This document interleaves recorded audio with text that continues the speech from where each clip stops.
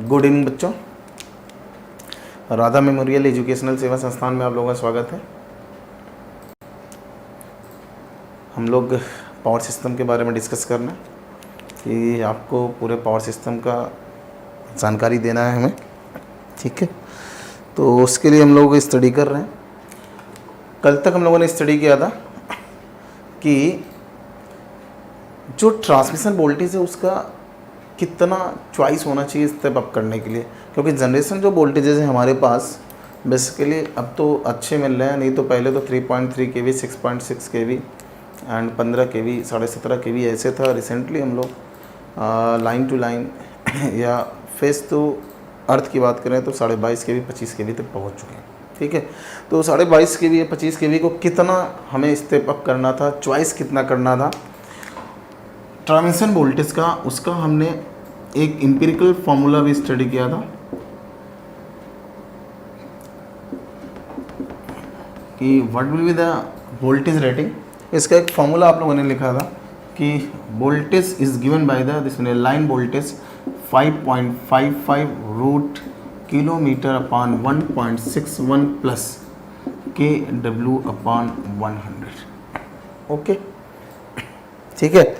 तो good evening all of you, good evening all of you, सभी को good evening. कितना मेंबर हैं वो? तो इस पे देखो, जैसे आपका कोई लाइन हो, किसी ने कहा कि 50 किलोमीटर की एक ट्रांसमिशन लाइन बनानी है, ठीक है, और इससे सपोज करो 100 मेगावाट का पावर डिलीवर्ड करना है, ठीक है। तो what will be the line voltage, तो अपने आप फॉर्मूले में रखिएगा 5.55 रूट किलोमीटर 10 मीन्स द आपका 50 हो गया अपॉन 1.61 हो गया plus 100 megawatt 10 × 10³ upon 100 and this one is equal to the 5.55 root. अब इसको कैलकुलेशन करना पड़ेगा हम लोगों को, कैलकुलेशन करते हैं।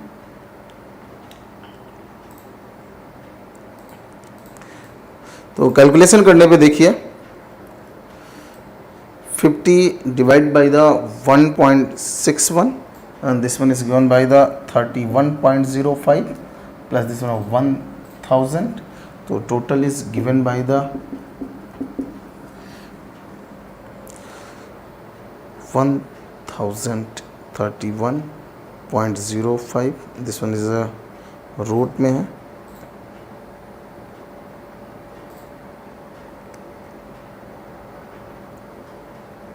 Root 1031.05 and this one is equal to the 5.55 and this one multiplied with 32, okay. And ये हो जाएगा वैल्यू आपकी फिर से is equal to the multiplied by 5.55, that's mean 178.21। इसका मतलब ये जो वोल्टेज होना चाहिए ये 220 kV का आप अचीव करिए, ठीक है। तो देखो यही फॉर्मूला दिख नहीं रहा, समझताना करा दिख नहीं रहा, दिखाई दे रहा सबको? रिस्पांस करिए। दिखाई नहीं दे रहा, कुछ लोग कह रहे थे, अब दिखाई दे रहा। तो 220 kV ही अचीव करेंगे हम लोग। यहाँ पे जो वोल्टेज आएगा कि 100 मेगावाट है, 50 किलोमीटर ट्रांसफ़र करना है, तो आपके पास 220 kV की ही लाइन को यहाँ पे सेलेक्ट किया जाएगा, ठीक है। तो this one is a formula. तो ये फॉर्मूला आप यूज़ करोगे, ये फॉर्मूला एम्पिरिकल फॉर्मूला है, ये फॉर्मूला यूनिवर्सल ट्रूथ नहीं है, ठीक है। ये यूनिवर्सल ट्रूथ नहीं है, ये एम्पिरिकल फॉर्मूला। इस फॉर्मूले का यूज़ करके हम लोग निकालते हैं कि what will the choice of transmission voltage, transmission voltage का मान कितना होना चाहिए, ठीक है। तो जैसे अभी यहाँ पे ना आप 60 मेगावाट कर देते, 60 मेगावाट कर देते और ये 40 किलोमीटर हो जाता, तो अपने आप देखो दिख के आता है 132 kV की लाइन बनानी पड़ेगी। यही होता है कि जब 30 किलोमीटर 40 किलोमीटर की लाइनें बनानी होती है, ठीक है, और यहाँ से सपोज़ करो 40 MVA के 2 ट्रांसफार्मर लगे हुए हैं, तो दैट्स मीन 70-75 मेगावाट का पावर डिलीवर करना है। तो यहाँ पे हम लोग प्रेफर कर लेते हैं कि चलो 132 kV की लाइन बना लेते हैं, ठीक है। 132 kV की लाइन को हम लोग बना लेते हैं, ओके। ठीक है।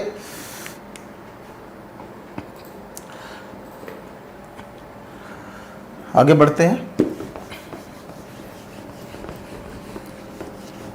तो ये था चॉइस की कैसे आप चॉइस करोगे कि ट्रांजिशन वोल्टेज का मान कितना होना चाहिए।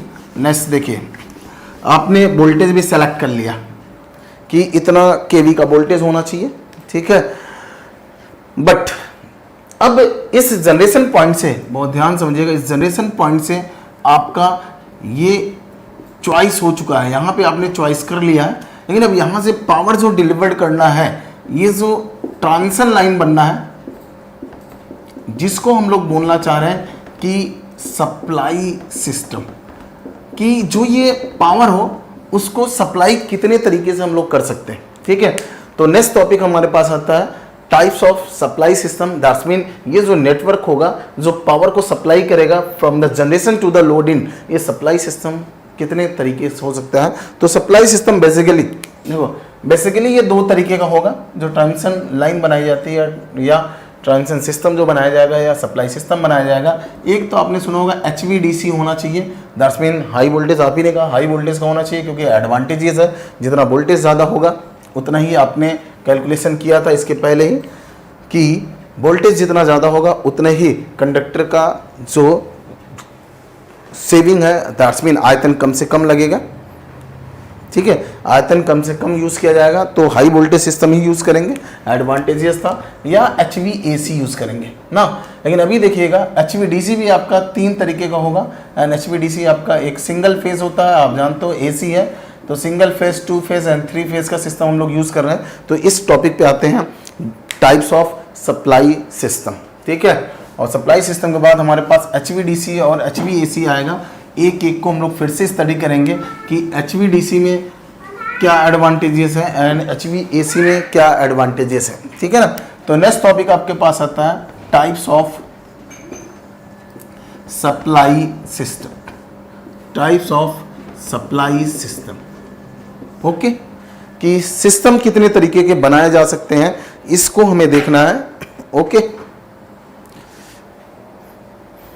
कुछ लोगों का ये क्वेरी है, ब्राइटनेस फिर से ज़्यादा हो गया, ठीक है। तो कुछ लोगों का इशू है कि वो पूछ रहे हैं कि 11 kV 22 एंड 33 का ही क्यों होता है। भाई जो जनरेशन वोल्टेज होता है, ये बहुत लोग बताते हैं कि due to the form factor, ठीक है। फॉर्म फैक्टर नहीं है, ये फॉर्म फैक्टर नहीं है इस पे कि जो आपका जनरेशन वोल्टेज है EMF is given by the, आपने पढ़ा होगा, EMF is given by the KW KF, क्योंकि डिस्ट्रीब्यूटेड वाइंडिंग है, ठीक है। तो वाइंडिंग फैक्टर लेना पड़ेगा and winding factor is given by the KP and KD, याद होगा, ठीक है। एंड उसके बाद आपने पढ़ा होगा दिस वन फाई एवरेज, उसके बाद आपने पढ़ा होगा this one is a frequency and this one is a number of turns, ठीक है। ब्राइटनेस देखो अभी भी कुछ दिक्कत आ रहा है, कुछ क्लियर नहीं हो रहा, ठीक। तो ये फॉर्मूला आपके पास, तो ये जो फैक्टर है KF, अगर आपने साइनोसाइडल ले लिया है तो ऑब्वियसली है साइनोसाइडल है, KF form factor is given by the RMS upon average है, ठीक है। इसका मान 1.11 ही आता है, ठीक है। तो अगर साइनोसाइडल सिग्नल लेना है तो उसका जो सिग्नल है उसका RMS वैल्यू और एवरेज वैल्यू, उसका जो रेशियो होगा ये आपके पास मिलेगा, ठीक है। बहुत ध्यान से देखिएगा। और ये जो KW है ये डिपेंडेंट होगा कि डिस्ट्रीब्यूशन फैक्टर कितना है, पिच फैक्टर कितना है, ठीक है। तो इन दोनों का मान, अगर ये कॉन्सेंट्रिक वाइंडिंग होता तो इन दोनों का मान मिला के 1 होता, लेकिन इन दोनों का मान 0.92 से लेके 0.98 तक होगा, ठीक है। तो होता क्या है, अब देखो जनरेशन वोल्टेज जो आपका है वो तो 22.5 kV है, देखो ये 22 के टर्म में नहीं है, 22.5 है, 17.5 था, ठीक है, 15 kV है, ठीक। इन सब में है 3.3 है, 6.6 है, इसको हम लोग इसलिए यूज़ करते हैं कि अगर इसमें हम लोग यूज़ करते हैं तो ट्रांसफॉर्मेशन रेशियो या न्यूट्रल पॉइंट ट्रांसफार्मर में प्राप्त करना इजी होता है।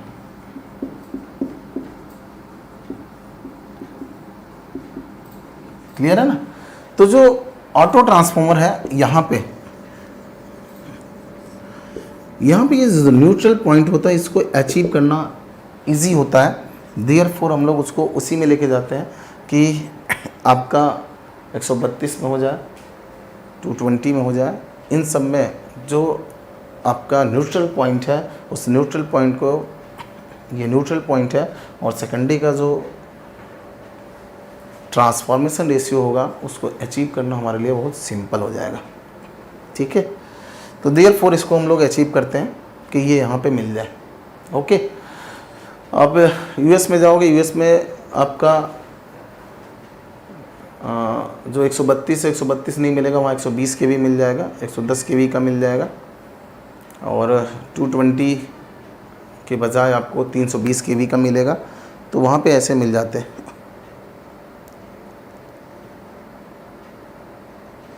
सुधु यादव कुछ कह रहे हैं यार, दिख नहीं रहा कुछ।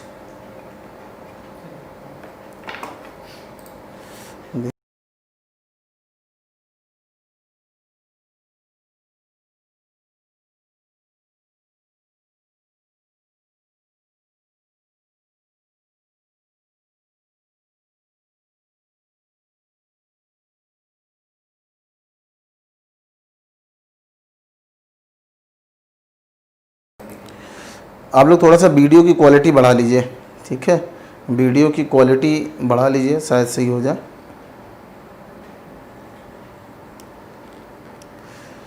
शिव अस्थाना आपको दिखाई दे रहा, शिव कुमार वर्मा दिखाई दे रहा,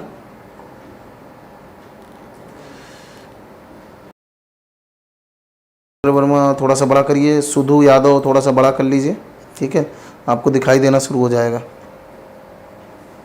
ओके, थोड़ा सा बड़ा कर लीजिए।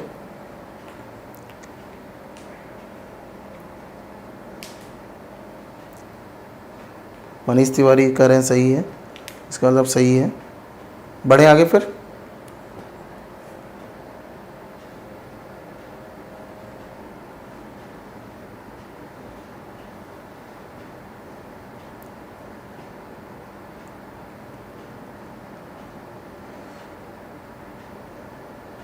ओके, तो दीज आर द रीज़न कि जिससे हम लोग ट्रांसफॉर्मेशन रेशियो अचीव करने के लिए कि उसको खोजने में हमें बहुत ज़्यादा दिक्कत ना हो, क्योंकि जो ट्रांसफॉर्मेशन रेशियो होता है एक्चुअल में सेफ्टी फैक्टर होता है, सेफ्टी फैक्टर।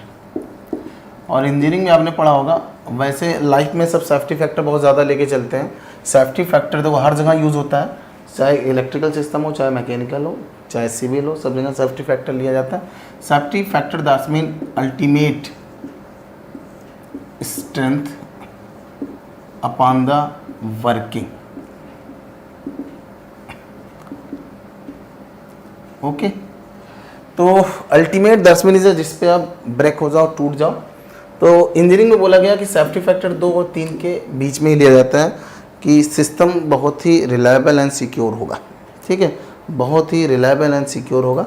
ठीक है, तो safety factor is given by the ultimate या ये, और अभी ये सब यहाँ भी पढ़ोगे, आपके इंजीनियरिंग में पढ़ोगे, बहुत जगह मिलेगा। ध्यान देखना आपको क्या चीज़ बताने चल रहा हूँ।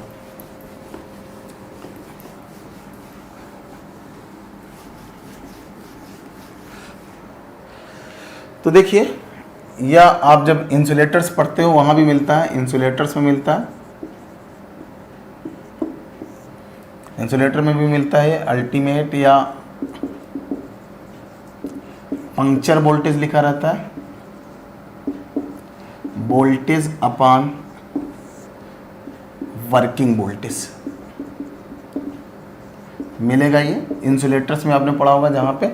ठीक है, तो हर जगह ये लिखा रहता है, ये 2 और 3 से बीच में होना चाहिए। क्यों होना चाहिए देखो, आपको दिखाई देगा। ठीक है, ध्यान से देखना इधर। इसी को सेफ्टी फैक्टर को ध्यान से देखना, ये बोला गया कि 2 और 3 के बीच में होना चाहिए। 2 और 3 के बीच में कैसे रहेगा, देखो इधर safety factor is given by the transformer में, safety factor is given by the HV/LV, ठीक है। और HV/LV ध्यान से देखो, अगर आपका 220/LV 132 है, दैट्स मीन इसका सेफ्टी फैक्टर देखो लगभग आएगा, कितना आएगा, 220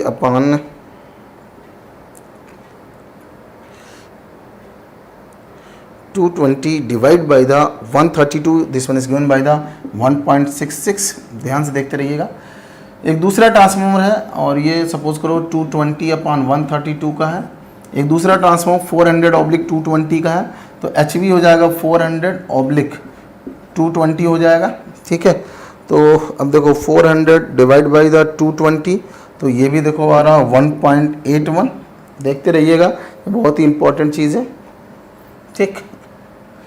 next raw technical flash over, that's mean puncture हो गया है, ठीक है, या अल्टीमेट उसको बोल सकते हो आप। देन सपोज करो 765/400 kV का कोई ट्रांसफार्मर है, ठीक है। तो 765 डिवाइड बाई द 400, तो 1.91 हो रहा है। देखते रहिएगा सब। लेकिन अब देखो यहाँ पे 132/33 kV का ट्रांसफार्मर है, तो HV 132/33, this one is given by the कितना हो जाएगा 4। तो देखो यहाँ पे देखो अनसेफ है, सिस्टम अनसेफ है, क्योंकि इंजीनियर पॉइंट ऑफ व्यू कहता है अनसेफ मतलब आपका कैपिटल एक्सपेंडिचर ज़्यादा लगेगा। ज़्यादा सेफ्टी, घर में क्या होता है, कहीं कहीं आप देखते हो ज़्यादा सेफ्टी फैक्टर लेने के लिए इंसान क्या करता है, एक्चुअल में यूज़ बहुत कम करते हैं, स्टोर बहुत ज़्यादा कर लेते हैं, ठीक है। तो स्टोर बहुत ज़्यादा कर लेते हैं, तो बोला जाता है कि बहुत ज़्यादा सेफ चल रहे हैं, बहुत ज़्यादा सेफ चल रहे हैं। लेकिन बहुत ज़्यादा सेफ होने पे आपका खर्चे बढ़ते हैं, ठीक है।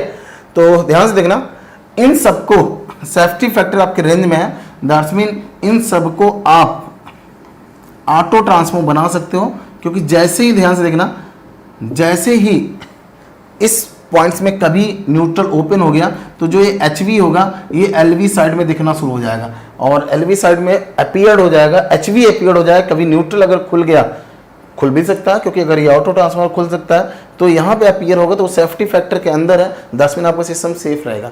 लेकिन अगर ये खुल गया, ये अगर बनाया जाता 132 HV साइड है एंड LV साइड 33 kV, अगर ये ऑटो बनाया जाता तो दिख रहा, अगर ये खुल जाता तो यहाँ 132 kV मिलता, और जब यहाँ क्योंकि ओपन सर्किट हो जाता यहाँ 132 मिलता, और 132 मिलता 10 मिनट, इसका सेफ्टी फैक्टर 4 है। 10 minute engineering point of view से 2 और 3 के बीच में होना चाहिए, इससे ज़्यादा नहीं होना चाहिए, ठीक है।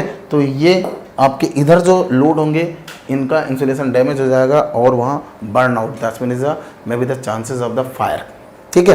तो देयरफॉर ये आपका ऑटो ट्रांसफॉर्मर नहीं बनेगा, लेकिन आपने पढ़ा होगा कि ये भी ऑटो बनेगा, ये भी ऑटो बनेगा, ये भी ऑटो बनेगा, ठीक है। तो देखो ये जो ट्रांसफॉर्मेशन, इसका जो ये पॉइंट खोजना है, इस पॉइंट को खोजने के ही चक्कर में दरअसल ये पॉइंट ईजिली अवेलेबल हो जाए, उसके साथ साथ आपको पता हो टाइप चेंजर्स लगे रहते हैं, बहुत सारे टाइप्स लगेंगे, क्योंकि वोल्टेज कंट्रोल मेथड आपने पढ़ा होगा, तो इस वोल्टेज को कंट्रोल भी करना है, टैपिंग यूज़ करना पड़ेगा। एक टैपिंग न्यूट्रल टैपिंग होगा, जहाँ से जैसे ये है आपके पास, ध्यान से देखिएगा, ये आपका जैसे ऑटो है, या अगर 2 वाइंडिंग का 2 वाइंडिंग बना दे या IC में बना दे। अब देखो इसमें जब टैप निकलेगा तो आपको समझ में आ रहा होगा, ऐसे ऐसे टैप रहेगा, और ये टैप आपका फ्लोटिंग होगा इस सर्किट से, ठीक है, कि टैप नंबर 1 2 3 किसी एक टैप पे, जैसे सपोज करो 17 टैप है, तो 1 से लेके 2 3 4 5 6 7 8 9 10 11 12 13 14 15 16 17 ऐसे टैप रहते हैं। कहीं कहीं पे निकला है नॉर्मल टैप, जैसे 5 पे नॉर्मल टैप लिखा है, तो यहाँ पे अगर आपका 220 है तो इधर 132 मिलेगा, सिस्टम बैलेंस है। लेकिन जैसे जैसे लोड बढ़ता है और रिएक्टिव कंपोनेंट सिस्टम में बढ़ता है, वोल्टेज डाउन होता है, तो टैप बढ़ाना पड़ता है, इधर की तरफ लाना, और फेरांटी होने पे इधर होना पड़ता है। तो यहाँ 4 ही टैप दिया जाता है, बहुत कम टैप दिया गया, या हो सकता है कोई कंपनी 7 पे दे दे, कोई कंपनी 9 पे दे दे, डिपेंडेंट होगा कि वो कौन उसका लेने वाला परचेजर, पावर ग्रिड ले रहा या कौन ले रहा उसके ऊपर डिपेंडेंट होता है। तो अनूप कुमार, पावर ट्रांसफॉर्मर में always tap provided at the HV side, ठीक है, आपने पूछा है तो HV साइड में। तो ये देखो यहाँ पे ये खोजना ना बड़ा मुश्किल हो जाएगा। देयरफॉर हम लोग क्या करते हैं कि ऐसा वोल्टेज हम लोग यूज़ करते हैं कि जिससे कि ट्रांसफॉर्मेशन भी हमारा अचीव हो जाए, उसके साथ साथ ये जो पॉइंट्स हैं, जो स्टेबल पॉइंट्स हैं, ये भी हमें इजीली अवेलेबल हो जाए, ठीक है। तो देयरफॉर हम लोग उसी के टर्म में नंबर ऑफ टर्न्स इतना जनरेशन वोल्टेज में देते हैं कि वो उसके टर्म्स में मिल जाए, 33 या 22.5 है या जितना भी आपको चाहिए। ओके,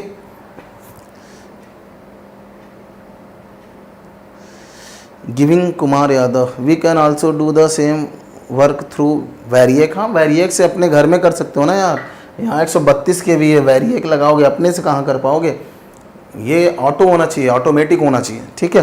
तो नेक्स्ट आगे चलते हैं, जो आपका क्वेरी था वो भी क्लियर हो गया। तो नेक्स्ट, ये सेफ्टी फैक्टर हमेशा याद रखिएगा। सेफ्टी फैक्टर जो चीज़ें सेफ होगा, इंजीनियर्स कहता है, देखो वैसे सेफ्टी फैक्टर सब कहेगा कि यार 20 का यूज़ कर लो, अल्टीमेट स्ट्रेंथ 10 इन पुल ऐसा बना दो, ब्रिज ऐसा बना दो कि 20 गुना लोड आने, वर्किंग उसमें केवल सपोज करो वर्किंग 10 MT का लोड आएगा, ठीक है। और अल्टीमेट हमने बना दिया इसको, अल्टीमेट 10 में इतना सरिया लगा दिया कि इसका अल्टीमेट टेस्टिंग होता है 200 MT है, 10 मिनट केवल लोड इतना आ रहा और 200 MT बन गया, 10 मिनट इसका 20 सेफ्टी फैक्टर। अब देखो 20 सेफ्टी फैक्टर आया तो 200 MT के लिए वर्किंग मतलब इतना लोड रोज आना है, लेकिन 200 का आपने बना दिया तो आपको समझ में आ रहा होगा पहले से खर्चा हमने बहुत ज़्यादा कर दिया। तो इंजीनियर्स बेचारा एक ऐसा कॉम होता है जिसके पीछे एक चीज़ लगी रहती है, लोगों मिनिमम इनपुट पे मैक्सिमम आउटपुट देना। दैट्स मीन आप जो इंजीनियर्स होते हैं ना, वो गवर्न किए जाते हैं एफिशिएंसी से। अगर एफिशिएंसी आपकी पुअर है तो आपको कोई कंपनी नहीं रखेगा, भगा देगा वहाँ से, ठीक है। अब देखो आप लोग ट्रांसफार्मर पूछोगे, ये सब यही भाई सब कुछ पता चलेगा। वेट एंड वॉच का एक कॉन्सेप्ट आता है, उस पर वेट करिए, ठीक है। तो यहाँ खर्चा इतना ना करिएगा। रोड, इसलिए रोड देखो अब 10 MT का लोड आना है तो ये रोड का जो बनाएगा ये हो सकता है 25 MT बना दे, हो सकता है 30 MT बना दे, हो सकता है 22 MT का ही बना दे, ठीक है। क्लियर है ना। तो 22 MT बनाएगा तो सेफ्टी फैक्टर 2.2 लिया है तो खर्चे कम आएंगे, लेकिन 200 MT बनाता तो सरिया उरिया गिट्टी बालू सीमेंट सोचो कितना लगेगा, तो खर्चे बहुत ज़्यादा हो जाएंगे। तो बोला जाएगा आप इंजीनियर हो ही नहीं, आप इतना सेफ्टी फैक्टर लेके चल रहे हो तो इसका मतलब आप इंजीनियर्स नहीं हो, ठीक है। अब लाइटनिंग आ रहा है, जहाँ पे सपोज करो 132 kV है, यहाँ पे 70 kN के सपोज करो 9 डिस्क की ज़रूरत है, ठीक है। आपने कहा सर एक काम करिए 12 यूज़ कर लीजिए। अब देखो पूरे लाइन में अगर 3 स्ट्रा आपने लगाया, अब देखो यहाँ सेफ्टी फैक्टर लिया गया है 2 से 3 के बीच में लिया गया, ठीक है। लेकिन आपने कहा नहीं सर 2-3 और बढ़ा लेते हैं, कभी कभार लाइटनिंग आता है, कभी कभार लाइटनिंग आने में डिस्क पंचर हो जाता है, ठीक है। अब आपने 3 डिस्क बढ़ाया तो आपको समझ में आ रहा हो पूरे लाइन में पता नहीं कितने 100,000 डिस्क बढ़ेंगे, ठीक है। और जब डिस्क बढ़ेंगे उसके साथ साथ हार्डवेयर फिटिंग्स बढ़ेगा, टावर की हाइट बढ़ाना पड़ेगा, ये सब बढ़ना शुरू हो जाएगा, 10 मिनट पूरे प्रोजेक्ट का कॉस्ट ही बढ़ जाएगा। तो सेफ्टी फैक्टर देयरफॉर बोला गया इंजीनियरिंग पॉइंट ऑफ व्यू से 2 और 3 के बीच में होना चाहिए, चाहे जहाँ पे हो, चाहे मैकेनिकल हो, चाहे इलेक्ट्रिकल हो, चाहे सिविल का हो, चाहे जिस ब्रांच की आप स्टडी करिए, ठीक है।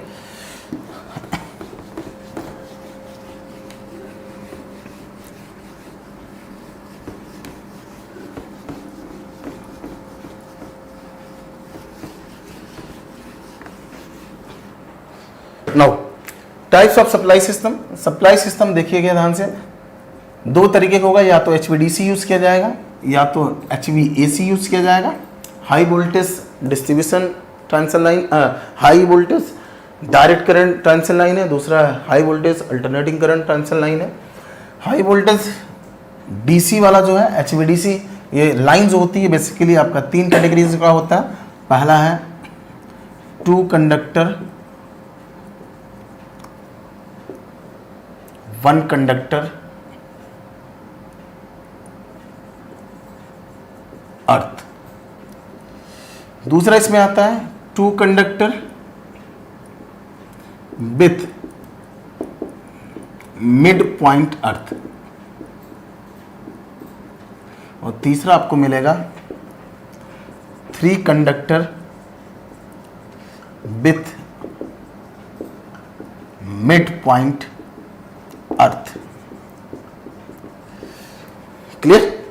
नेक्स्ट HVAC बेसिकली ये आपका डिफरेंट कैटेगरीज का होगा। सबसे पहला आपके पास आएगा सिंगल फेस, दूसरा आएगा 2 फेस एंड तीसरा आएगा आपके पास 3 फेस।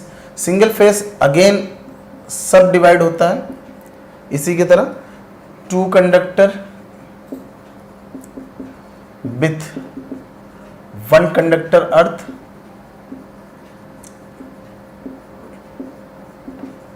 फिर आता है ये 2 conductor with mid point earth,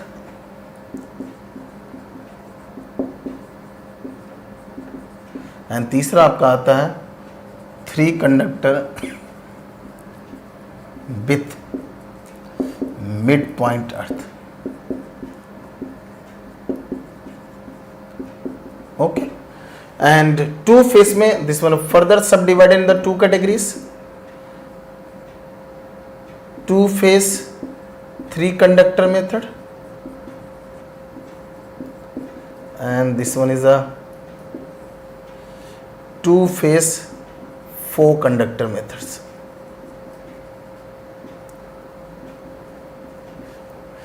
Next 3 phase again subdivided into 2 categories.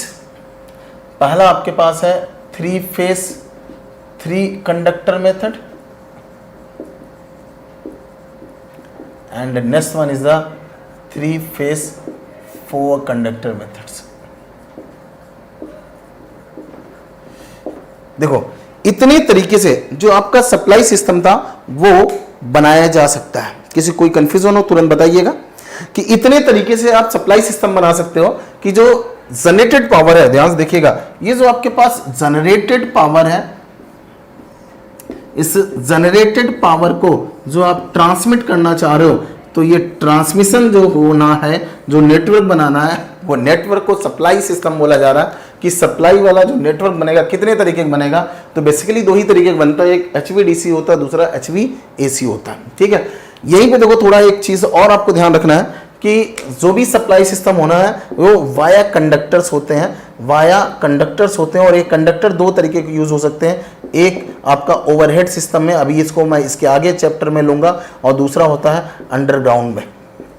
ठीक है, तो अंडरग्राउंड सिस्टम जो होता है ये बेसिकली केबल से होगा, आपको पता होगा अंडरग्राउंड में है, केबल के बिना हो ही नहीं सकता।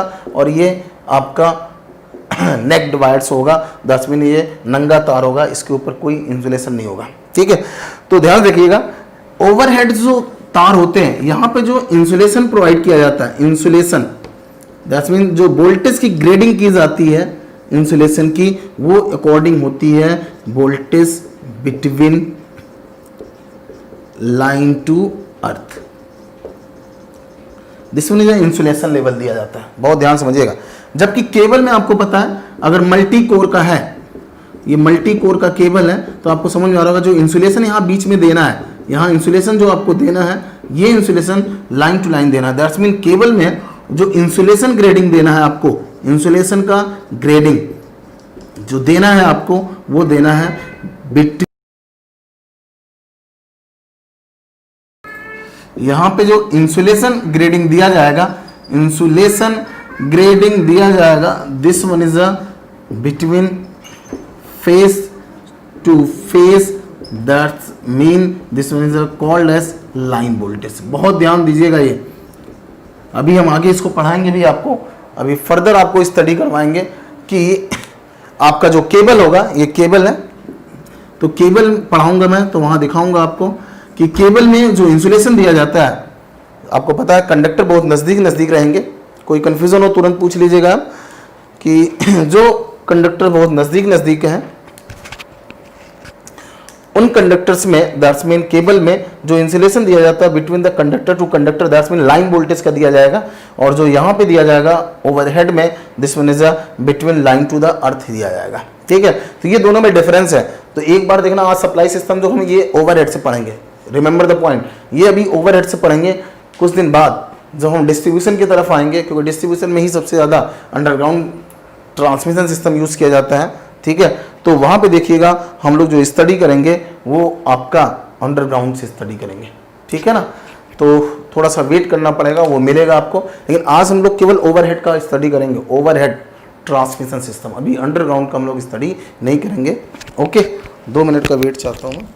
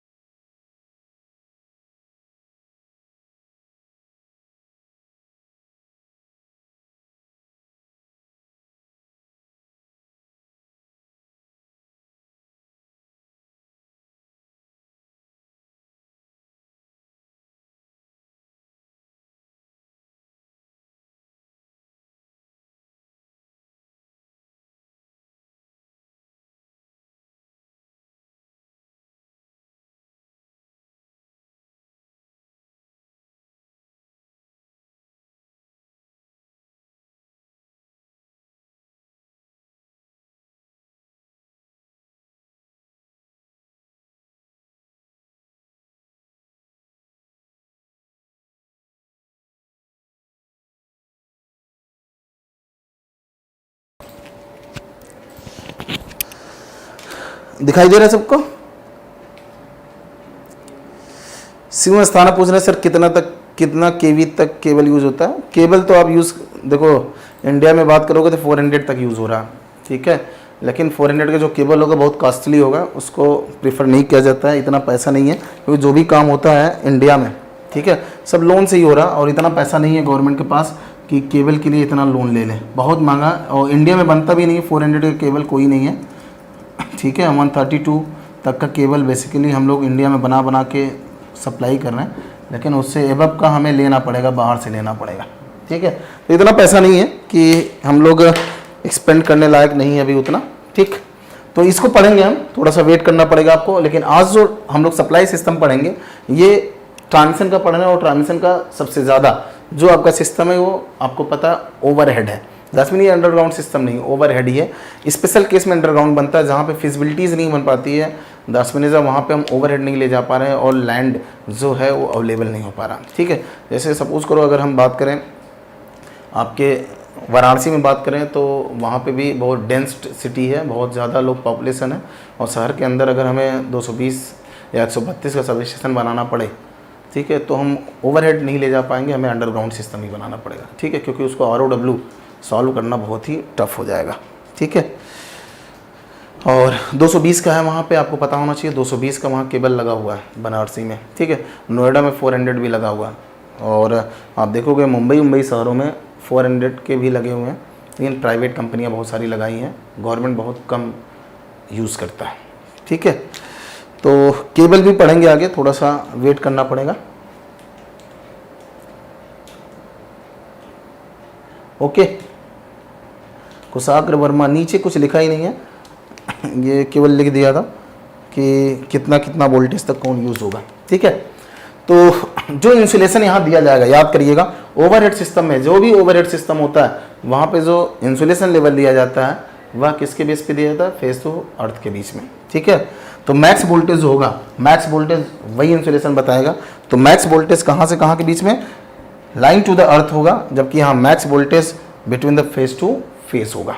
ठीक है, जो मैक्स वोल्टेज हम लोग सिलेक्ट करेंगे केबल में या अंडरग्राउंड में फेस टू फेस का यूज़ करेंगे, और ओवरहेड में फेस टू न्यूट्रल या फेस टू अर्थ यूज़ करेंगे। तो देखो इतने टाइप के ट्रांसमिशन सिस्टम आपके बनाए जा सकते हैं। तो देखो एक चीज़ आपको इसमें फिर दिख रहा होगा, ट्रांसमिशन सिस्टम जो हमारा बन रहा है इसमें एक चीज़ पहले ये स्टडी करना पड़ेगा कि कितने टाइप के सप्लाई सिस्टम है। उस सप्लाई सिस्टम में फिर आपको जानना पड़ेगा कि ओवरहेड यूज़ करना है कि अंडरग्राउंड यूज़ करना है, आगे मिलेगा, उसको हम लोग देखेंगे किसको हम लोग ज़्यादा प्रीफर करेंगे। उसके साथ साथ देखो ऑब्जेक्टिव में क्वेश्चंस भी आते हैं कि ओवरहेड है अंडरग्राउंड है, किसमें कितना एक्सपेंडिचर ज़्यादा आएगा, किसमें एक्सपेंडिचर कम आएगा। ठीक है, दूसरा ओवरहेड है। फिर देखो आपको एक कंपैरिजन और पढ़ना पड़ेगा जिसका नाम होगा HVDC प्रेफर करना है कि HVAC प्रेफर करना है। लेकिन अभी हम लोग केवल different type of supply system पढ़ेंगे, उसके बाद पढ़ेंगे कि HVDC सही होगा कि HVAC सही होगा। उसके बाद हम लोग पढ़ेंगे अंडरग्राउंड लेके जाना है कि ओवर हेड लेके जाना है, और अंडरग्राउंड का भी केबल से हम लोग पढ़ लेंगे कि different type of supply system में कितना कितना दाम खर्च होना है। तो अब देखो यहाँ पे आपके पास HVDC 3 तरीके का है, HVAC आपका 3, 2, 5, 2, 7 तरीके। That's mean is a total supply system बोला जाए तो 10 वेज है, 10 सिस्टम है, 10 पैटर्न है। आप इतने तरीके से ले जा सकते हो। ये आपका बेसिकली सबके सब सिस्टम जो है वो ओवरहेड में यूज़ किया जा रहा है। ठीक है, पढ़ने के लिए है ये। इसमें हमें ये देखना है कि कौन सा सिस्टम हमें प्रेफर करना है। तो प्रेफर करने के लिए आपको मैंने बताया था 2 ही चीज़ें देखी जाती हैं। Preference of the network and supply में जो भी आपका है वो है एक इकोनॉमिक पॉइंट ऑफ व्यू से जो इकोनॉमिकल हो, और दूसरा टेक्निकली ये फिजिबल हो। 2 पॉइंट्स हमें देखना है, एक इकोनॉमी देखना होता है, दूसरा टेक्निकल देखना होता है। ठीक है, सेम दूरी है, सेम दूर की लाइन बनानी है। ये सपोज करिएगा सेम डिस्टेंस का बनाना है, इतने ही दूर का लाइन बनाना हमें, ये है ट्रांसमिशन लाइन। ठीक है, इस लाइन को हमें बनाना है जिसको हम लोग सप्लाई सिस्टम बोल रहे हैं, और इसके लिए हमें 2 चीज़ें दिमाग में हमेशा रखना है कि ऐसा इन 10 में से ऐसा सिस्टम हमें प्रिपेयर करना है जो इकोनॉमी भी दे और टेक्निकल पॉइंट ऑफ व्यू से हमारे लिए फिजिबल, रिलायबल, सिक्योर हो। ठीक है, ओके।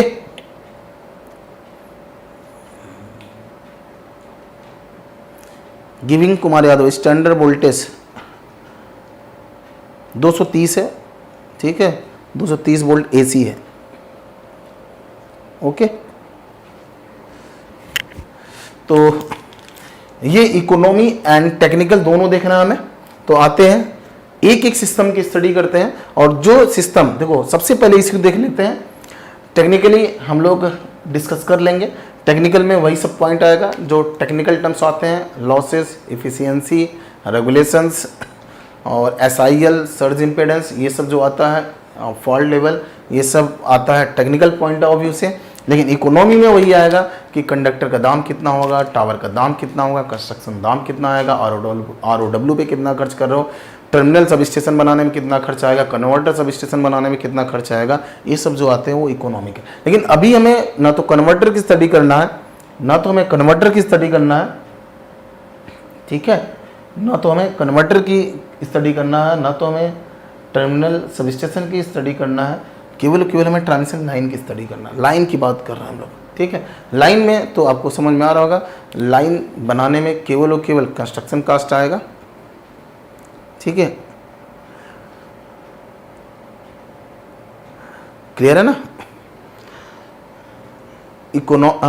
इकोनॉमी में आपका आएगा कंडक्टर का दाम आएगा, उसके बाद टावर का दाम आएगा।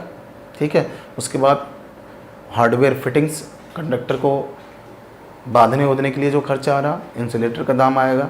ठीक है, और अर्थवायर या आज जो यूज़ किया जाता OPGW, इसका दाम आएगा। ठीक है, तो भाई जब इन सब के दाम को देखा गया कि कंडक्टर, टावर, इंसुलेटर, इन सब का दाम देखा गया, तो उन सब के दाम में सबसे ज़्यादा किसी के ऊपर खर्च हो रहा है आज भी, सबसे ज़्यादा किसी चीज़ पे खर्च हो रहा है, उसका नाम है, this one is the conductor cost. और कंडक्टर कॉस्ट दैट्स मीन आज भी कंडक्टर का नाम लिया जाता है तो वह conductor that's mean is the copper conductor. जबकि आपको पता है आज कंडक्टर जो है वो कॉपर न यूज़ करके ACSR यूज़ किया जा रहा है। ACSR aluminium conductor steel reinforced use किया जा रहा है। लेकिन किताबों में आज भी वही चीज़ है कि जो कंडक्टर का नाम लिया जाता है वो कॉपर का ही नाम लिया जाता है, कॉपर का ही नाम लिया जाता है। तो देखो ध्यान से, इन सब सिस्टम में हमें ये देखना है कि कंडक्टर जो यूज़ किया जा रहा है जिसमें सेम दूरी के लिए सेम पावर डिलीवर करने के लिए सेम लॉस होने पे सबसे कम कंडक्टर का खर्च आएगा, उसी को बोल दिया जाता है वो इकोनॉमी देगा। और उसी को हमें प्रेफर करना है, उसी को हमें प्रेफर करना है। दैट्स मीन इकोनॉमी किससे देखा जा रहा है, that's mean is the cost of conductor से, जिसमें कंडक्टर का खर्चा सबसे कम आएगा उसी को बोल दिया जाएगा ये इकोनॉमी देगा। क्यों? क्योंकि आज भी जो हम स्टडी करते हैं वो स्टडी किस पे कर रहे हैं, on the basis of the cost of the conductor. ठीक है, जबकि हम टावर को भूल गए, इंसुलेटर के दाम को भूल गए, अर्थवायर के दाम को भूल गए। क्यों भूल गए? क्योंकि सबसे ज़्यादा दाम ट्रांसमिशन लाइन में जो यूज़ हो रहा है वो कॉपर का अगर कंडक्टर बोला जा रहा है तो उसमें कॉपर का कंडक्टर का ही मैक्सिमम 60 से 70% दाम होगा अगर कॉपर का यूज़ किया जा रहा। लेकिन अगर आज आप ACSR यूज़ कर रहे हो तो दाम घट जाता है, आज तो 40 से 45% ही कंडक्टर का दाम होगा। ठीक है, उसके अलावा आपका दाम आ जाएगा टावर्स का। अगर 100 रुपये खर्च हो रहे हैं तो टावर्स का आएगा, इंसुलेटर्स का आएगा, हार्डवेयर फिटिंग्स आएंगे। ठीक है, उसके अलावा इरेक्शन कॉस्ट आ जाएगा, उसके अलावा टेस्टिंग ये सब कॉस्ट आ जाएंगे। ठीक है, तो बट लेकिन हम अभी भी वही चीज़ें पढ़ते हैं कि कंडक्टर का नाम लेना मतलब कॉपर का नाम लेना। तो देयरफॉर कॉपर का अगर लिया जा रहा है तो 60% से लेके 70% तक जाएगा, क्योंकि कॉपर आज जानते हो आज भी कोई भी चीज़ हो सब मार्केट बेस्ड कॉस्ट लगता है, कभी मार्केट चढ़ता है कभी नीचे आता है हर साल, इसलिए इनका रेट बदलता रहता है। ठीक है, तो देयरफॉर आपको जो यहाँ पे देखना है, जो आपको यहाँ पे देखना है कि इकोनॉमी कहाँ से मिलेगा, तो इकोनॉमी हम देखेंगे कंडक्टर के दाम से। ठीक है, तो जिसमें कंडक्टर सबसे कम लगेगा उसको बोल दिया जाएगा वो इकोनॉमी होगा, और जिसमें कंडक्टर ज़्यादा लगेगा उसको बोल दिया जाएगा वो महंगा पड़ेगा। तो आते हैं कंपेयर करते हैं, और comparison on the basis of the cost of the conductor, जिसमें सबसे कम खर्चा आएगा वो इकोनॉमी देगा, और जिसमें खर्चा ज़्यादा आएगा वह हमारे लिए अनइकोनॉमिकल होगा। तो एक एक को हम लोग स्टडी करते हैं और फिर हम लोग बता देंगे कि कौन सबसे इकोनॉमी देगा। ठीक है, तो देखिए सबसे पहला आपके पास डीसी है। तो डीसी जो जनरेशन होता है वो आपको पता है डीसी जनरेटर से होगा, जबकि HVDC लाइनें बनाने के लिए आपको पता है कन्वर्टर सिस्टम यूज़ करना पड़ेगा एंड इन्वर्टर सिस्टम यूज़ करना पड़ेगा। बट यहाँ पे केवल हम सिंबॉलिक रिप्रेजेंटेशन लेंगे कि हम जो जनरेशन कर रहे हैं वो DC है। तो DC जनरेटर का ये सिंबल हो गया, ध्यान से देखिएगा। अब देखो इसके इधर नहीं पढ़ना हमें, इसके इधर ये जनरेशन पॉइंट है। ठीक है, ये ट्रांसमिशन लाइन केवल पढ़ना है, बस यहाँ से हमें स्टडी करना है, और कहाँ तक, यहाँ तक लोड सेंटर के पहले तक। ठीक है, ये हमेशा याद रखिएगा, क्योंकि आप इसको केवल पढ़ रहे हो, अभी इसको पढ़ रहे हो जो ये आपकी ये ट्रांसमिशन लाइन है। ठीक है ना, इस ट्रांसमिशन लाइन की स्टडी कर रहे हो, तो आप ना तो इस लोड सेंटर की तरफ इधर स्टडी करोगे ना तो इधर स्टडी करोगे, केवल और केवल इसको स्टडी करना है। तो देखो एक कंडक्टर हमने अर्थ कर दिया है, one conductor is here, second conductor is here, और दिख रहा होगा एक कंडक्टर इसमें से अर्थ है जो पहला लिखा गया था, जो पहला लिखा गया है कि DC 2 conductor with 1 conductor earth. Okay, एक कंडक्टर इसमें से क्या है, अर्थ है। ठीक है, तो दिखाई दे रहा होगा ये DC जनरेटर लगा हुआ, ये जनरेट कर रहा है, जबकि प्रैक्टिकली ऐसा नहीं होगा, लेकिन आज भी पढ़ाया जाता है ऐसे ही। जबकि ये आप जानते होंगे बेसिकली ये कौन होगा, HVDC लाइन बनाना है तो AC पैदा करके स्टेप अप करके फिर कन्वर्टर इन्वर्टर वहाँ पे लिंक बना के उसको HVDC में बदलना होता है।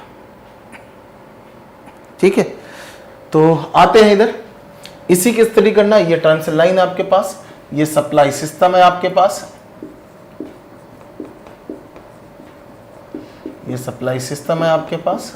ओके, तो देखिए इधर लेट मानना पड़ेगा क्योंकि हम एक यहां पे रेफरेंस लेंगे, उस रेफरेंस के सापेक्ष सबका कंपेयर करेंगे और जो सबसे सस्ता होगा उसी को हम बोलेंगे कि हम इसको यहां पे अडॉप्ट करेंगे। ठीक है, तो ध्यान देखिएगा, पहला चीज हम मान रहे हैं, लेट मान लिया वोल्टेज या मैक्स वोल्टेज बिटवीन फेज या line to earth is equal to the BM, पहला मान लिया।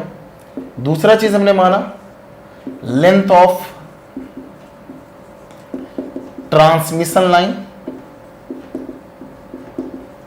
की जो ट्रांसमिशन लाइन है उसका लेंथ L है, सबके लिए L होगा, चाहे 10 के लिए L होगा। नेक्स्ट हमने माना the power to be transmitted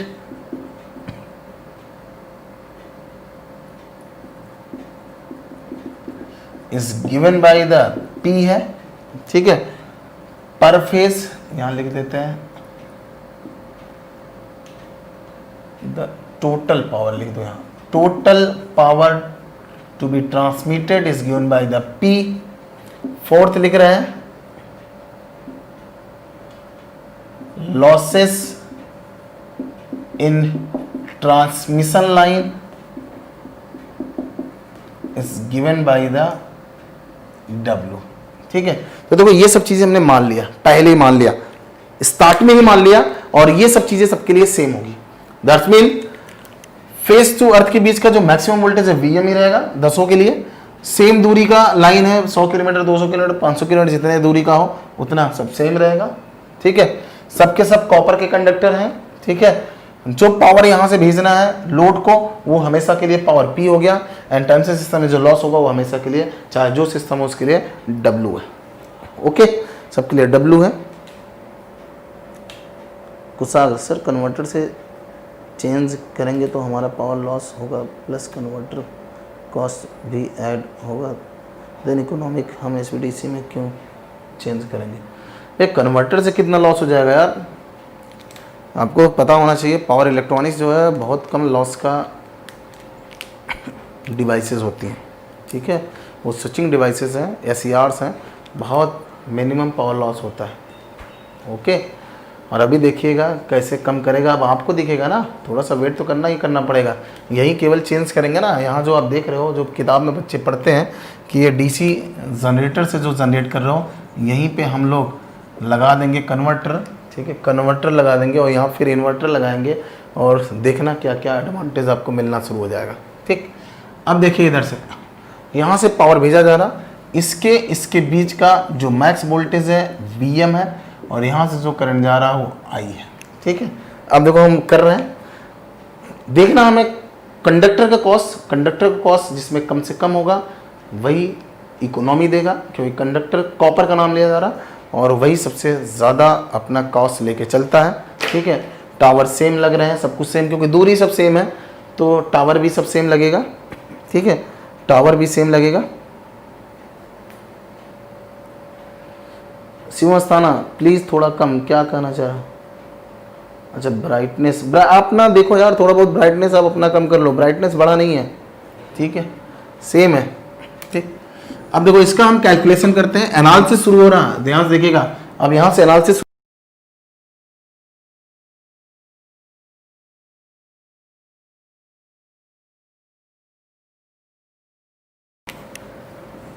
ध्यान से देखिएगा, अब एनालिसिस शुरू हो रही है। सेम तरीके का एनालिसिस अंडरग्राउंड के लिए भी होगा, लेकिन वहां पे जो मैक्स वोल्टेज माना जाएगा लाइन टू लाइन के बीच में माना जाएगा, जबकि यहाँ पे लाइन टू अर्थ के बीच में माना गया।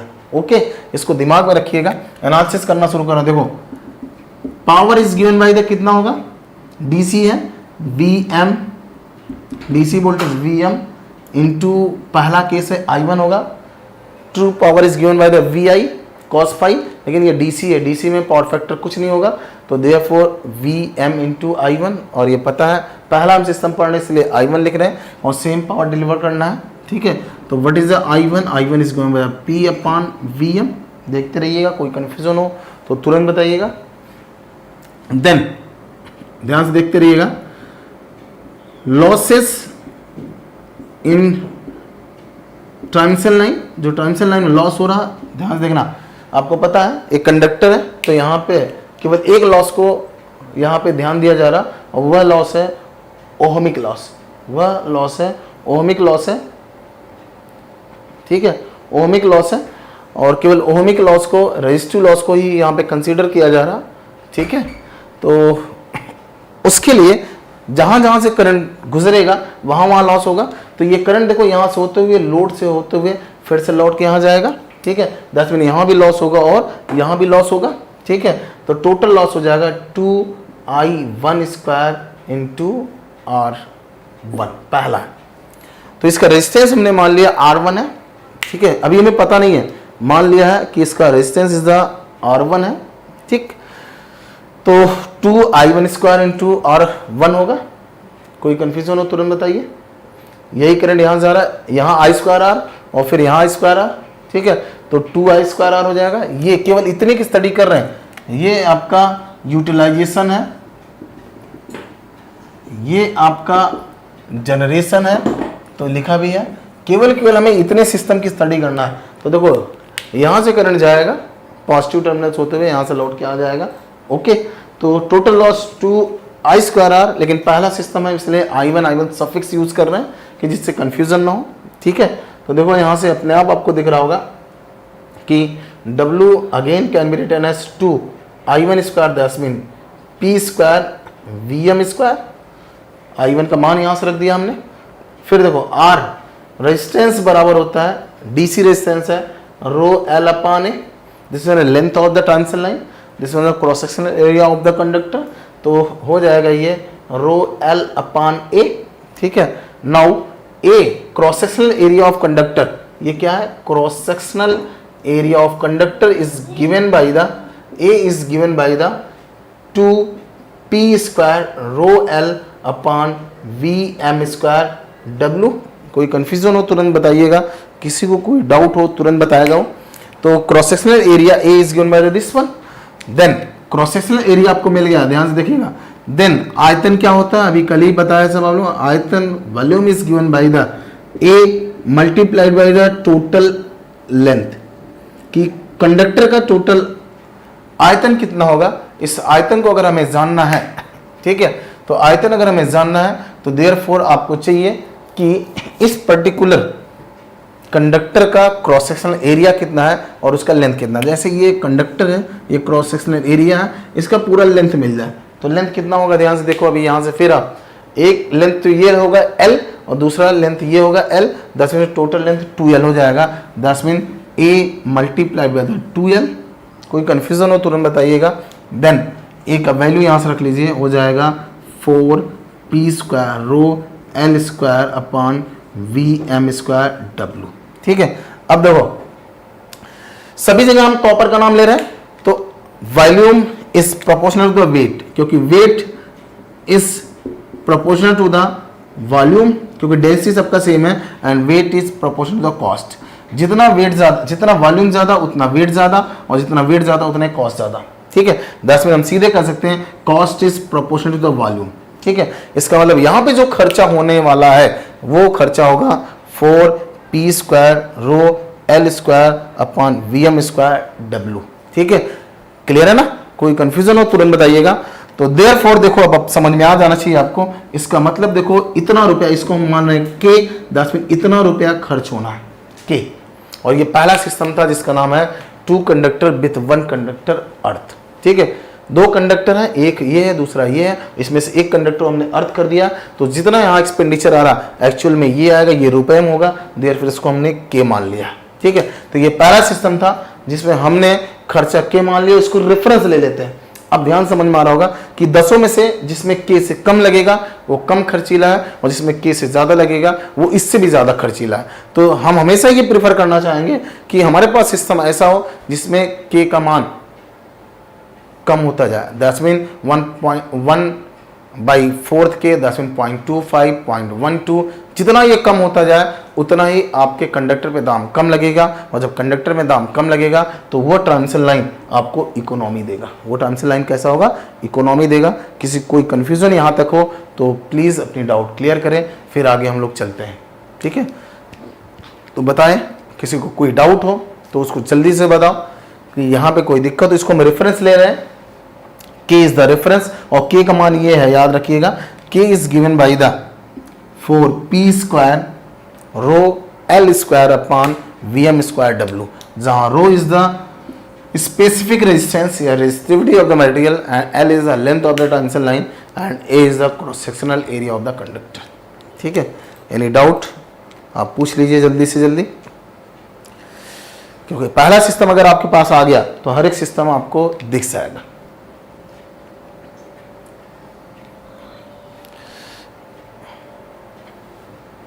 देखो इसी सिस्टम को एक चीज और किया जा सकता है कि यहां पे इसको हटा दें हम, ठीक है, इस पॉइंट्स को भी अर्थ कर दें तो पाथ क्लोज हो गया, क्योंकि अर्थ पूरे ब्रह्मांड का एक ही है, करंट वहीं फ्लो होता है जहां पाथ क्लोज होता है। अब यहाँ करंट फ्लो होगा, अब देखो यहाँ से जाएगा, यहाँ से लौट के आएगा।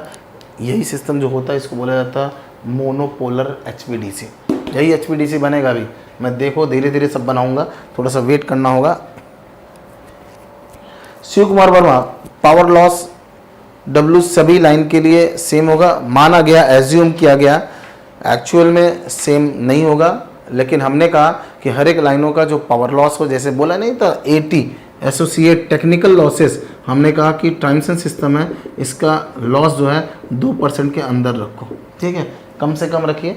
आज तो बोला ही जा रहा है कि जो लॉसेज हैं तमिलनाडु 7-8% पे चल रहा, उत्तर प्रदेश पावर कॉर्पोरेशन का टोटल लॉस 38% चल रहा। ठीक है, तो उसको बोला जा रहा, गवर्नमेंट कहता है 15% के नीचे लाइए। ठीक है, तो 15% के नीचे लाने से ही थोड़ा सा प्रॉफिट आपको मिलेगा, क्योंकि जितना लॉस बढ़ेगा उतना टैरिफ भी बढ़ेगा। 50% के नीचे अगर आ गया तो टैरिफ भी कम हो जाएगा, लेकिन इतना जल्दी पॉसिबल नहीं है। ठीक है, एक प्राइवेट कंपनी टोरेंट पावर लगाया भी गया था कि लॉसेस कम करिए आगरा में, पहले 2016 तक तो उसके यहाँ भी लॉस 29-28% थे। रिसेंटली अभी 2019 में वहाँ का लॉस 17.9% आया है, वहाँ भी लॉस अभी है। ठीक है, तो बहुत जल्दी, क्योंकि पब्लिक सेक्टर में बहुत ज़्यादा आप भिड़ नहीं सकते हो। ठीक है, क्योंकि आपके पास फोर्स नहीं है ना, और सबके पास फोर्स होते हैं, आपके पास केवल फोर्स तब आता है जब विजिलेंस जांच होता है। ठीक, कोई कंफ्यूजन है किसी को?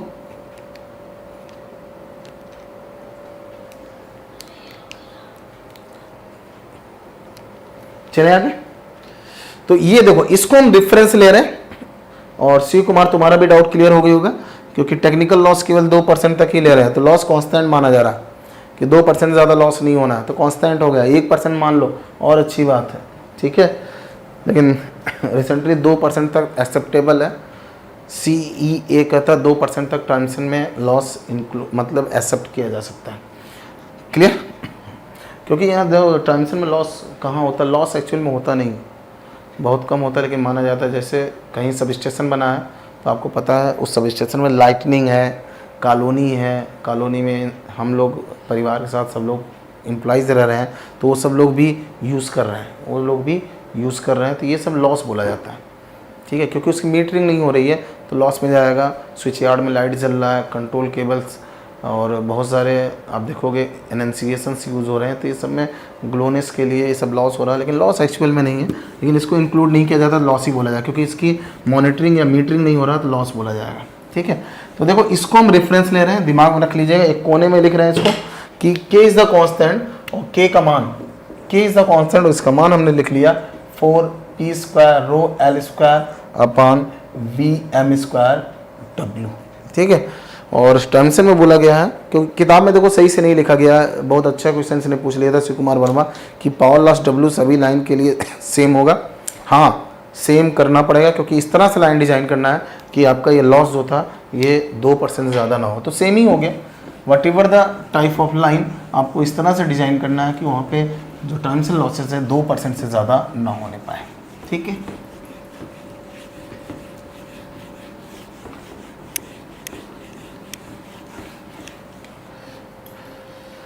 नेक्स्ट दूसरा आपके पास सिस्टम है, दूसरा आपने बोला जिसमें सेकंड मेथड जिसका नाम है टू कंडक्टर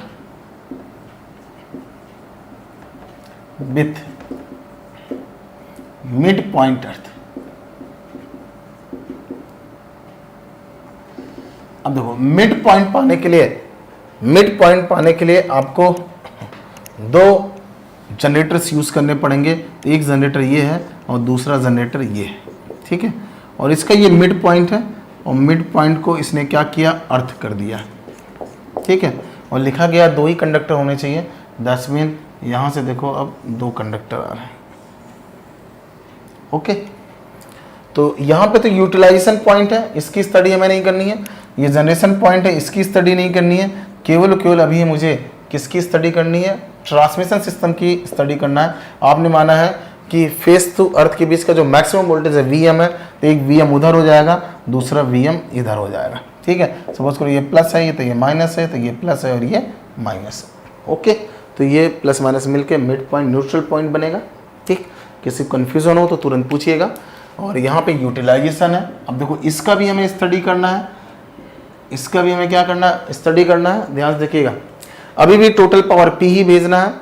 टोटल डिस्टेंस यहाँ से यहाँ तक का अभी भी L है, L ही है, डिस्टेंस अभी भी L है। पावर भी सेम है, लॉस भी हमें वही लिमिट्स में रखना है, पावर लॉस भी सेम है। तो देखते हैं यहाँ पे कितना खर्चा आने वाला है, सेम पावर को डिलीवर करने के लिए कितना खर्चा आने वाला है।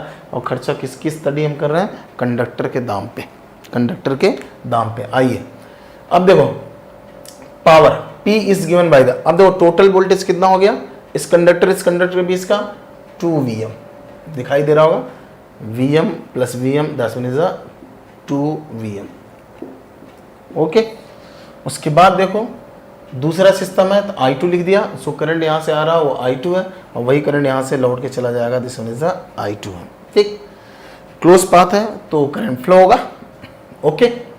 अब देखो यहाँ से I2 is given by the कितना हो जाएगा, P/2Vm।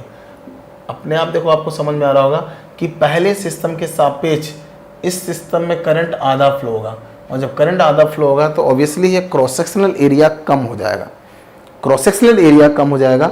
और जब क्रॉस सेक्शनल एरिया कम हो जाएगा इसका मतलब यहाँ पे बचत होने वाली है, दैट्स मीन दाम कम खर्च होने वाला है।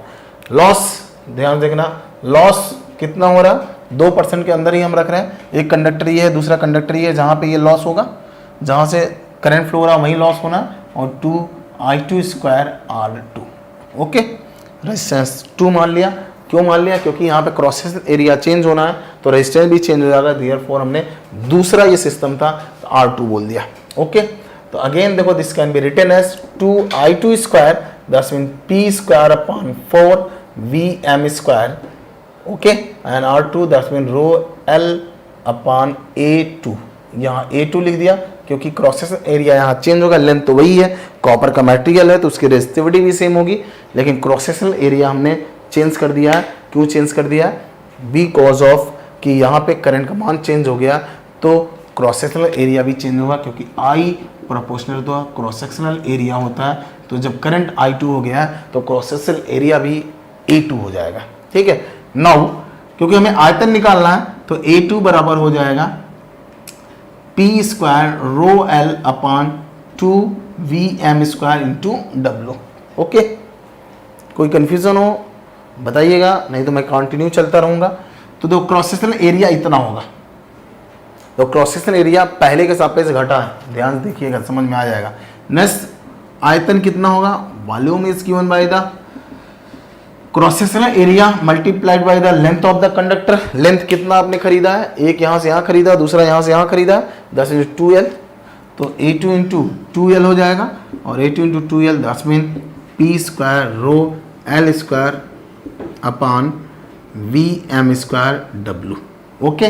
तो देखो अपने आप समझ में आ रहा होगा, ये आपका वहाँ देखो K बराबर वो है, दैट्स मीन 4 का ऊपर नीचे गुणा कर दिया जाए तो ये K है, दैट्स मीन दिस वन है K/4, दैट्स मीन ये पहले सिस्टम अगर ये यूज़ हुआ है तो दूसरे सिस्टम में जो आपका कंडक्टर का दाम होगा चौथाई आएगा। तो कितना एडवांटेज आ रहा कि जो सेकंड सिस्टम होगा उस सेकंड सिस्टम में the cost of the conductor जो आना है पहले सिस्टम का 1/4, दैट्स मीन आपके जो प्रोजेक्ट का दाम होगा वो बहुत कम हो जाएगा। The cost of the project 1/4 हो जाएगा। केवल ट्रांसमिशन लाइन की बात कर रहा हूं, लेकिन अगर इसको बनाना है तो देखो 2-2 जनरेटर जो बन रहा, तो यहाँ पे कुछ ना कुछ सिस्टम बनाना पड़ेगा। कोई कंफ्यूजन हो तुरंत पूछेगा। तो देखो यहीं पे अभी थोड़ा सा और डीपली इसको मैं बता रहा हूँ। यहाँ जब ये सिस्टम बनाओगे तो ये लगभग ऐसे बनेगा। देखो यहाँ पे कन्वर्टर लगे रहेंगे, ठीक है, या कन्वर्टर, हाँ सही है, ऐसे ही दिखा देते हैं। ये मिड पॉइंट अर्थ होगा। अब ऐसे लाइनें जाएगी, इसी को बोला जाता है बाईपोलर ट्रांसमिशन लाइन। यही है, देखो यही बाईपोलर कॉन्सेप्ट देगा। आज इंडिया में सबसे ज़्यादा जो लाइनें बनाई जाती हैं बाईपोलर बनाई जाती है। एचवीडीसी के जितनी भी लाइनें हैं सब बाईपोलर है। क्यों बाईपोलर है अब आपको दिखाई दे रहा होगा कि यही एक कॉस्ट इसमें इंक्लूड होगा। लेकिन जब इसकी लंबाई 700-800 किलोमीटर, दैट्स मीन एल बढ़ेगा, तो ये कन्वर्टर इन्वर्टर का जो दाम होगा वो इतने रेंज में आ जाएगा कि आपको इकोनॉमी देना शुरू कर देगा। ये मिलेगा भी, एचवीडीसी पढ़ाते हैं, लेकिन ये हम वही यूज़ करते हैं कि जब हमारा break even point, that's mean ध्यान देखिएगा, ये एसी का है, ऐसे बढ़ रहा। डीसी वाला पहले कैपिटल कॉस्ट ज़्यादा होता है और धीरे धीरे ये घटना शुरू होता है, और जाके जहाँ पे ये कट जाता है इसके आगे देखो ये HVAC है, ये HVDC है, अभी पढ़ाएंगे इसको हम।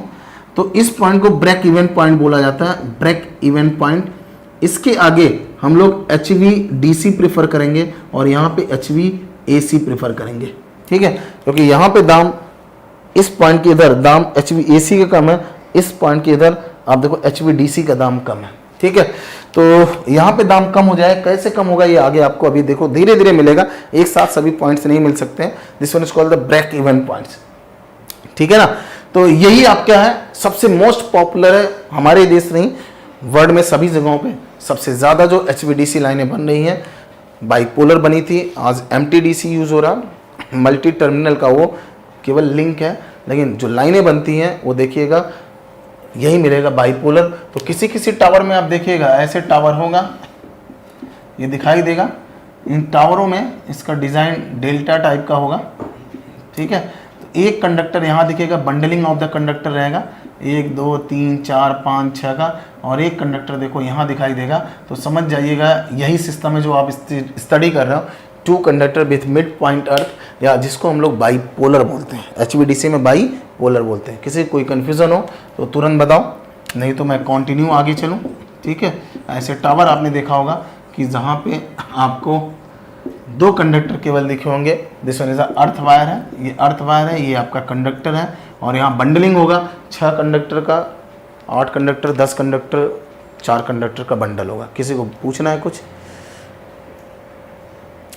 शिव कुमार वर्मा, वो लेंथ पे डिपेंड होगा। अभी बताया ना कि जो ब्रेक इवन पॉइंट हो सकता है 700 किलोमीटर का हो, ठीक है, या 680 किलोमीटर का, हर साल ये बदलता रहता है। तो अगर 800 kV की लाइन 800 किलोमीटर की लाइन बनानी है तो आप देखोगे HVDC वहाँ प्रेफर किया जाएगा। लेकिन अगर आपको 300 किलोमीटर की लाइन बनानी है, 300 किलोमीटर की लाइन बनानी है, तो वहाँ पे आप लोग देखिएगा HVAC प्रेफर किया जाएगा, ठीक है, HVAC प्रेफर किया जाएगा। ओके, तो ये थोड़ा सा पढ़ाई करोगे तब आगे मिल पाएगा। तो कंटिन्यू आगे चलते हैं। इसी को बोला जाता है, याद करिएगा, यही आपका बाईपोलर सिस्टम है। तो देखो 1/4 एक्सपेंडिचर ऑन द कंडक्टर, ठीक। प्रिया चौरसिया, सर बाईपोलर में नेगेटिव पॉजिटिव प्रिया चौरसिया, जो पॉजिटिव होगा वो यूनिफॉर्म ग्लोइंग का होता है, कोरोना से पता करते हैं, यूनिफॉर्म ग्लोइंग का होगा, जबकि जो नेगेटिव टर्मिनल होगा उस पर स्पॉटी धब्बेदार कोरोना होता है, ठीक है ना। और बेसिकली मैं बता दूं आपको, ये तो देख के पता करना है। बेसिकली आप HVDC लाइन के पास जाओगे ना, यहीं टावर पे ना यहीं पे लिखा रहता है कि यहीं पे प्लेट लगा रहेगा, पॉजिटिव नेगेटिव ऐसे बना रहेगा, प्लेट चिपका देते हैं कि ये वाला तार इधर का पॉजिटिव है, उधर वाला नेगेटिव है ना। AC में फेस प्लेट बोला जाता है, वहाँ भी फेस प्लेट बोला जाता है कि कौन सा फेस है, दैट्स मीन पॉजिटिव, या लिंग कौन सा है, पॉजिटिव है कि नेगेटिव, ठीक है। ओके, नेक्स्ट तो तीसरा आता है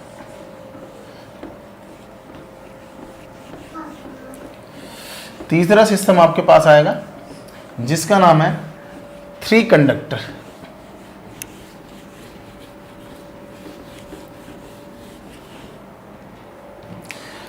तीसरा कंडक्टर भी लेके जा रहे हैं, जो ये आपके पास न्यूट्रल पॉइंट है ना, इसको भी लेके जा रहे हैं कि किसी भी कंज्यूमर को अगर ज़रूरत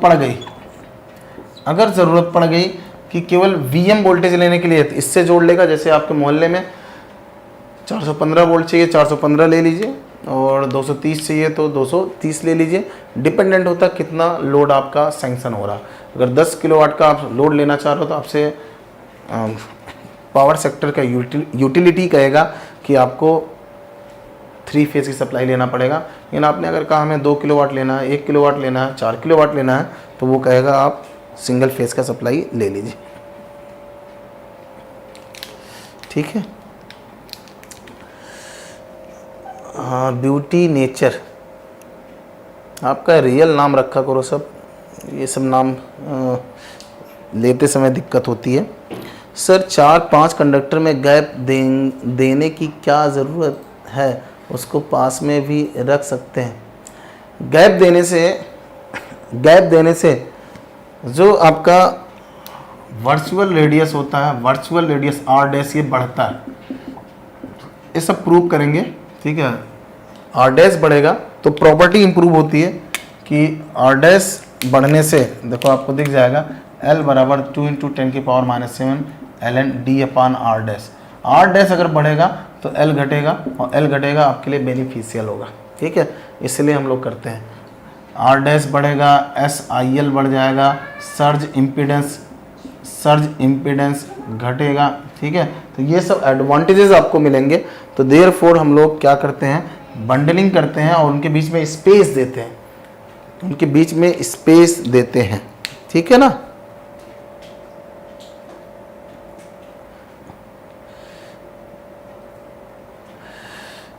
रॉ टेक्निकल क्लासेस आप थोड़ा सा वेट कर लीजिए, आपको फॉर्मूला मैं देने वाला हूँ।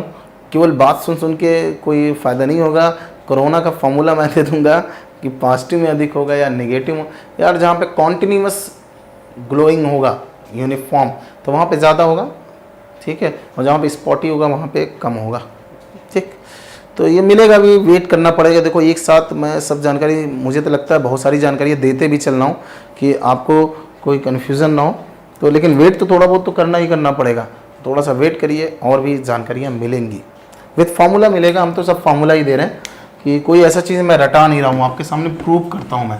ठीक है, अब देखो यही बात कर रहा था मैं, तीसरे पे आ गया था कि इसको भी लेके चलना है कि कंज्यूमर का रिक्वायरमेंट, किसी ने कहा नहीं हमें 2 VM नहीं चाहिए, हमें केवल VM चाहिए, तो देयरफॉर एक तार और लेके जाइए। ठीक है, लेकिन याद करिएगा एक चीज़ दिमाग में हमेशा रखिएगा कि कोई भी फार्मूला जो बनाया जाता है, कोई भी एनालिसिस जो होती है, ऑलवेज वो स्टडी स्टेट की एनालिसिस होती है। ठीक है, फॉल्ट जब हम पढ़ेंगे तो वहाँ पे अनहेल्दी सिस्टम की स्टडी करेंगे, लेकिन जो फॉर्मूले बनाए जाते हैं, जो सिस्टम डिजाइन किया जाता है, हमेशा वो बैलेंस्ड या स्टडी स्टेट कंडीशन में डिजाइन किया जाता है। तो ध्यान देखना, जितना वोल्टेज इधर है दैट्स मीन ये 10 वोल्ट इधर है। ठीक, ये पॉजिटिव है, ये नेगेटिव है सपोज करिए, और फिर ये नेगेटिव है, ये पॉजिटिव है, 10 वोल्ट ही। तो बताइए यहाँ का पॉइंट कितने वोल्ट का होगा, तो आप कहोगे 0 होगा। अब यहाँ से एक तार जा रहा, यहाँ पे वोल्टेज 0 है, दैट्स मीन PD बराबर 0 है, तो यहाँ से कोई करंट फ्लो नहीं होगा, जबकि यहाँ से करंट फ्लो होगा। ओके, यहाँ करंट होगा क्योंकि यहाँ 10 वोल्ट का PD है, यहाँ भी 10 वोल्ट का PD है, लेकिन यहाँ PD बराबर 0 है, तो यहाँ से कोई करंट फ्लो नहीं होगा। ये दिमाग में रख लीजिएगा। ठीक है, करंट किसके कारण फ्लो होता है, जो यूटिलाइज करंट होता है वो पोटेंशियल डिफरेंस के कारण होता है, और जो शॉर्ट सर्किट करंट होता है वो वोल्टेज के कारण होता है। ठीक है, ओके आगे बढ़े। तो देखिए अब यहां पे ध्यान से देखिएगा, तो पावर वही है, पावर वही भेजना है हमें। ठीक है, तो यहां से पावर कुछ नहीं जा रहा क्योंकि यहां का करंट बराबर 0 है, लेकिन आपने यहाँ पे खर्चा किया है, कंडक्टर यूज किया, लेकिन करंट बराबर कितना है, 0। अभी प्रूव किया मैंने कि यहाँ पे करंट बराबर 0 होगा। स्टडी स्टेट की एनालिसिस हो रही है, फॉल्ट आएगा तो फ्लो होगा, यहाँ प्रोटेक्शन दिया जाएगा, फॉल्ट आने पे तो करंट फ्लो होगा, लेकिन फॉल्ट से स्टडी स्टेट की एनालिसिस नहीं होती है, ठीक है। तो स्टडी स्टेट में कोई फॉर्मूला बनाया जाता है या सिस्टम डिजाइन किया जाता है। तो देखो P बराबर तीसरे में हो जाएगा अगेन 2Vm/I3, तीसरा सिस्टम है। तो I3 is given by the P/2Vm, ठीक है। देन लॉस, क्योंकि इसमें करंट नहीं फ्लो हो रहा तो लॉस नहीं होगा, दोनों कंडक्टर में होगा 2I3 square R3 that's mean 2I3 that's mean P square 4Vm square rho L/A4, length वही है A3, क्योंकि तीसरा हम पढ़ रहे हैं क्रॉस सेक्शनल एरिया चेंज होगा तो A3 हमने ले लिया। तो A3 is given by the P square rho L/2Vm square W, जिसमें A3 हो गया। नेक्स्ट आयतन वॉल्यूम, कितना कंडक्टर का आयतन लग रहा है, ध्यान से देखना, एक ये होगा A3 इंटू L, ये हो जाएगा, एक ये हो जाएगा A3 इंटू L। अब देखो यहाँ पे जब यहाँ करंट नहीं है, बहुत ध्यान देखिएगा, यहाँ से करंट नहीं है लेकिन ये प्रोटेक्शन के लिए यूज होता है, ठीक है। और प्रोटेक्शन के लिए जब यूज होता है, बहुत ध्यान से देखिएगा, तो प्रोटेक्शन के लिए जो अर्थ फॉल्ट होगा, अर्थ फॉल्ट प्रोटेक्शन ही सबसे बिगर प्रोटेक्शन होता है उसके लिए, और वो सबसे सेवियर फॉल्ट होता है। देयरफॉर हम लोग अर्थ फॉल्ट का जो प्रोटेक्शन देते हैं, ध्यान देखिएगा, वो जीरो सीक्वेंस करंट पे देते हैं। और जीरो सीक्वेंस करंट जो होता है, आपने पढ़ा होगा, वो न्यूट्रल का अपॉन 3 होता है, 10 मीन 33%, ठीक है। देयरफॉर जहां भी हमें अर्थ का फॉल्ट रिले लगाना पड़ता है, ये सब प्रूव होगा In/3, जहां फॉल्ट्स आपने पढ़ा था, ये आपको थोड़ा बहुत जानकारी होनी चाहिए। देयरफॉर जो अर्थ फॉल्ट की सेटिंग होती है, अर्थ फॉल्ट की जो सेटिंग होती है, वो 20% से लेकर 40% तक ही हम लोग करते हैं, इससे ज़्यादा नहीं करते। जो रेटेड करंट है उसका 20 से लेकर 40, अगर 20% आप यूज़ कर रहे हो जैसे बहुत सेंसिटिव आप प्रोटेक्शन दे रहे हो, 40% कर रहे हो थोड़ा सा लेस सेंसिटिव आप प्रोटेक्शन प्रोवाइड कर रहे हो, ठीक है। तो अल्टरनेटर ऑर्डर में देखोगे 20% तक आ जाएगा, लेकिन डिस्ट्रीब्यूशन में 40% तक ले रहे हैं, ठीक है। तो वो आपके ऊपर डिपेंडेंट है, आप कैसा प्रोटेक्शन प्रोवाइड करना चाह रहे हो, कैसा प्रोटेक्शन आप प्रोवाइड करना चाह रहे हो। किसी कोई कंफ्यूजन हो तो पूछते रहेगा, ओके। तो टोटल देखो, अब आपको समझ में आ रहा है, जब करंट यहां से केवल 33% फ्लो होना है, केवल 33% फ्लो होना है, क्लियर है ना, और हम इतना दे रहे हैं, तो हम इंजीनियर्स हैं, हम कहेंगे जब करंट का मान यहाँ कम है तो हम 100% इसका क्रॉस सेक्शन एरिया क्यों यूज करें। हम एक बार क्या करते हैं, हीटिंग से बचने के लिए भी इसको हम लोग 50% क्रॉस सेक्शनल एरिया का यूज कर लेते हैं। दैट्स मीन जो एक कंडक्टर होगा ये इन दोनों से आधा क्रॉस सेक्शन का होगा, जबकि इसको होना चाहिए था एक्चुअल में 33.33, ठीक है, क्योंकि इससे ज़्यादा होते ही रिले आपका रिस्पॉन्ड कर जाएगा। लेकिन थोड़ा सा खर्चे बढ़ा के रिलायबिलिटी सिस्टम का बढ़ा लेते हैं, रिलायबिलिटी थोड़ा सिस्टम बढ़ा लेते हैं, तो इसको हम 50% का यूज़ करते हैं। दैट्स मीन देखो लेंथ तो वही होगा, टोटल लेंथ यहाँ से यहाँ तक आया, दैट्स मीन ये हो जाएगा A3/2 इंटू L। तो ये पहले ऊपर वाले कंडक्टर का टोटल क्रॉस वॉल्यूम, ये नीचे वाले कंडक्टर का टोटल वॉल्यूम, और ये हो गया आपका इस न्यूट्रल पॉइंट्स का व्हाट इज अ वॉल्यूम। तो ये देखो टोटल हो जाएगा आपका ये 2.5 A3 इंटू L, और A3 का मान यहाँ पे लिखा है 2.5/2 P square rho L square upon VM square W, ठीक है। इसको हम लोग फिर से लिख सकते हैं, ये हो जाएगा 1.25, ठीक है, और 4 का ऊपर नीचे गुणा कर दिया हमने, okay. P square rho L square upon VM into W, इसका मैग्नीट्यूड हो जाएगा, इसका मैग्नीट्यूड आ जाएगा, कैलकुलेशन करना पड़ेगा, 1.25 डिवाइड बाई 4, दैट्स मीन हो जाएगा ये 0.3125, और ये K, दैट्स मीन तीसरा जो मेथड होगा उसमें 3125K। तो अभी भी देखो सबसे चीप, सबसे सस्ता जो आपका सिस्टम है, सबसे मोस्ट इकोनॉमी का सिस्टम है, वो आपका भाई दूसरा है, जिसका नाम है 2 कंडक्टर विथ मिड पॉइंट अर्थ। ये तीसरा हम पढ़ाना शुरू कर दिए थे, 3 कंडक्टर विथ मिड पॉइंट अर्थ, ठीक है। तो कोई कंफ्यूजन हो बंद करें क्लास। तो ये आपका HVDC था, आज यहीं पे हम लोग